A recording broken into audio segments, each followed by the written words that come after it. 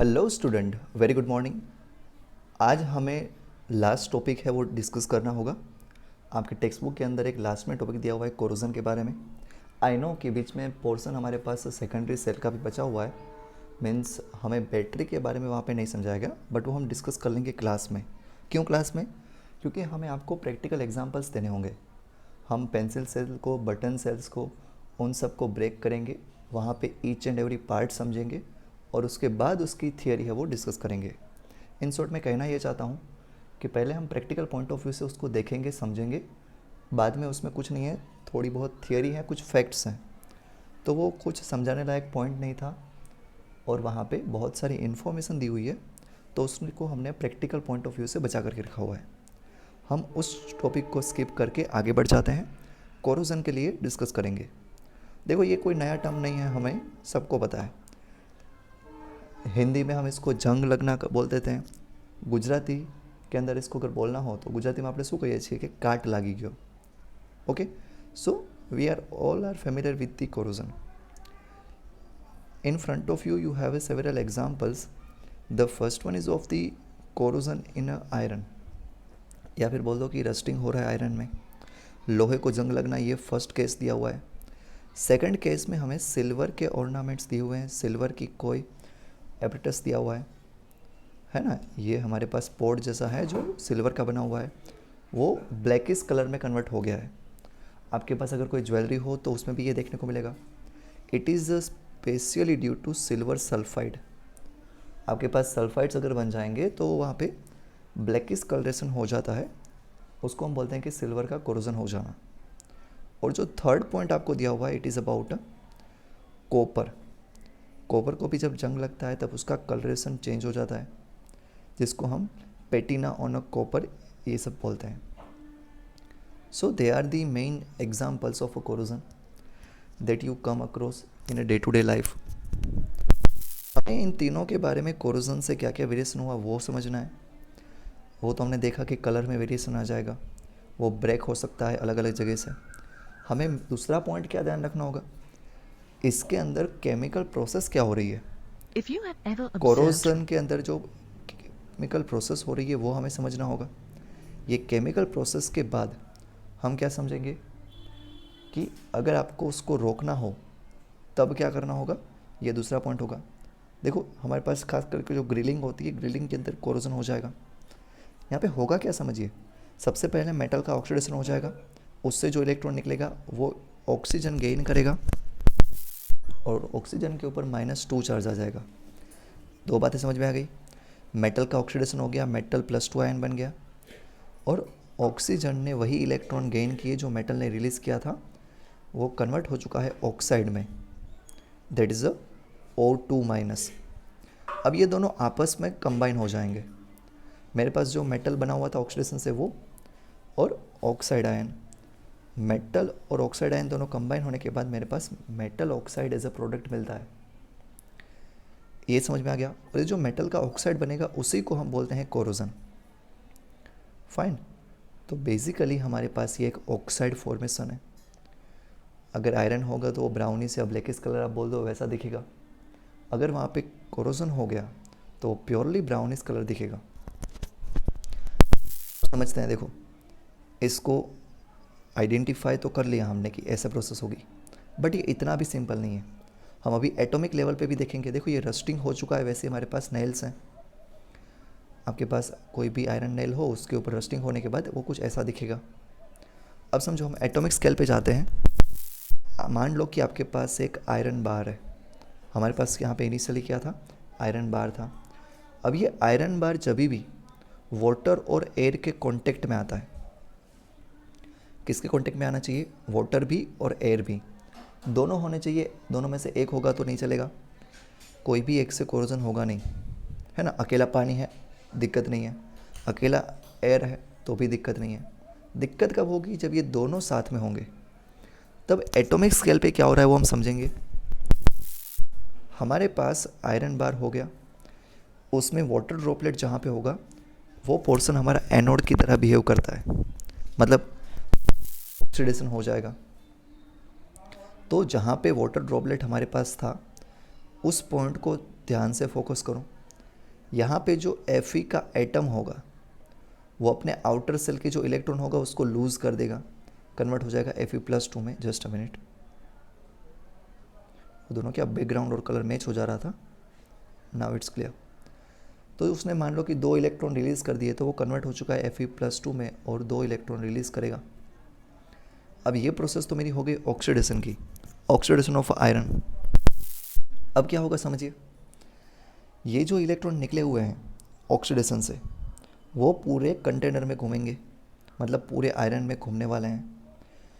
ये जो प्रोसेस है उसके लिए जो E0 सेल की वैल्यू बता दूं मैं, तो वो होगा -0.44 वोल्ट। अब ये इलेक्ट्रॉन घूमते घूमते चले जाएंगे दूसरे एंड पे जहाँ पे एयर अवेलेबल है। समझना बात को, इलेक्ट्रॉन निकले थे कहीं और जगह पे, बट वो घूमते घूमते पहुँचे दूसरे एंड पे। फोकस करो, जो ग्रीन डॉट्स हमारे पास दिए हुए इसको फोकस करना है ना। ये जो ग्रीन डॉट्स मेरे पास दिए हुए हैं वो घूम करके देखो सामने चले गए। अब देखोगे तो यहाँ पे ग्रीन डॉट आ चुके हैं, जहाँ पे इलेक्ट्रॉन पहुँचे हुए हैं वो कैथोड की तरह बिहेव करेगा और ऑक्सीजन मॉलिक्यूल के साथ रिएक्ट करेगा। समझिए, ऑक्सीजन भी आया, H+ भी आया, 4 इलेक्ट्रॉन भी मिल गए। ऑक्सीजन कहाँ से आया भाई? एयर में से। 4 इलेक्ट्रॉन कहाँ से आए? Fe ने जो रिलीज किया वही इलेक्ट्रॉन यहाँ पे आ जाएंगे। अब प्रॉब्लम है H+ का। H+ कैसे जनरेट होता है वो समझो। यहाँ पे एक कॉमन केमिकल रिएक्शन होती है। कॉमन मतलब कि उतना कॉमन कि जो बारिश में भी होता रहता है। बारिश के अंदर कौन सी रिएक्शन होती है? देखो, रेन वाटर होता है हमारे पास H2O, वो रिएक्ट करता है एटमॉस्फेयर के कार्बन डाइऑक्साइड से। 2 बातें समझ में आ गई। हमारे पास पानी तो होगा, वो रिएक्ट करेगा कार्बन डाइऑक्साइड से, इन दोनों के बीच में रिएक्शन होकर के कंपाउंड जनरेट होता है H2CO3। बात को पकड़ना, पानी था, कार्बन डाइऑक्साइड रिएक्ट किया, H2CO3। ये रेन वाटर में भी होता है। तो जब भी आप रेन वाटर को टेस्ट करोगे तब आपको थोड़ा सा अलग टेस्ट लगेगा। जस्ट अ मिनट, थोड़ा नॉइस पॉल्यूशन है। ओके, तो हम बात कर रहे थे हमारे पास जो H2CO3 है वो रेन वाटर में होता है, इसलिए जब आप टेस्ट करते हो रेन वाटर को तो आपको थोड़ा सा डिफरेंट देखने को मिल रहा है। अब ये जो रेन वाटर में H2CO3 बन रहा था वो एक वीक एसिड होता है, वो यहाँ पे भी तो जनरेट होगा। समझिए बात को, एटमॉस्फेयर से कार्बन डाइऑक्साइड मिलेगा, पानी तो पहले से अवेलेबल है, तो ये कार्बन डाइऑक्साइड और H2CO3 ये दोनों आपस में कंबाइन होते हैं और जनरेट करते हैं H2CO3। कार्बन डाइऑक्साइड और पानी मिलकर के H2CO3 बनाएंगे, जो कि एक वीक एसिड है, तो ये H+ है वो यहाँ से आ जाएगा। बात समझ में आई? H+ कहाँ से आ रहा है वो? अब देखो आगे, इस रिएक्शन का जो रिडक्शन पोटेंशियल है वो मेरे पास है 1.23 वोल्ट। ये दोनों रिएक्शन हमारे पास हो रही है एनोड और कैथोड पे, बट अभी भी जंग नहीं लगेगा। समझिए, अभी हम जो बोल रहे थे कार्बन डाइऑक्साइड और वाटर से रिएक्शन होकर के कार्बोनिक एसिड बनेगा H2CO3। अब ये H2CO3 है वो H+ दे देगा और उसी को हम वहाँ पर यूज़ करेंगे। अब ये सल्फर डाइऑक्साइड के साथ भी रिएक्शन हो सकती है और वहाँ से भी हमको H+ मिल सकता है, बट जो कॉमन रिएक्शन होती है वो कार्बन डाइऑक्साइड वाली।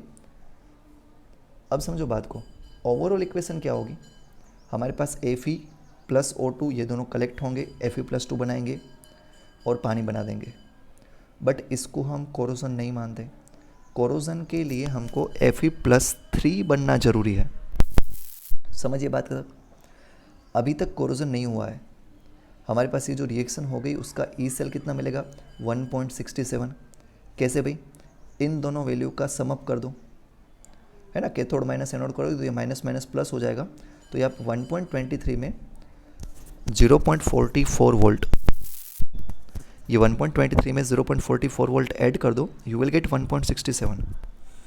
जब ये ऑक्सीजन से रिएक्ट करता है तब हमें जाकर के प्रोडक्ट मिलती है Fe2O3। तो यहाँ पे देखो ऑक्सीडेशन स्टेट कितना है इसका? +3 जितना है। तो ध्यान रखना है, हमारे पास Fe जब +3 स्टेट में होगा तभी वो कहलाता है कि कोरोजन हो चुका है।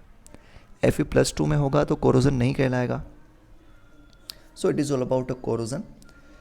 हमारे पास केमिकल फॉर्मूला पता होना चाहिए, Fe2O3.XH2O। अब कोरोजन से होता क्या है? देखो, आपके पास जो इलेक्ट्रिक टावर्स हैं वो कोरोजन की वजह से डिस्ट्रॉय हो जाएंगे। ब्रिज बनाने में आयरन यूज़ किया हुआ है, वहाँ पे इश्यू होगा, है ना। ब्रिज जितने भी बनते हैं उसका जो मेन स्ट्रक्चर होता है it is from the iron. अगर वहीं पे जंग लग गया तो वो पूरा तो ब्रेक हो जाने वाला है।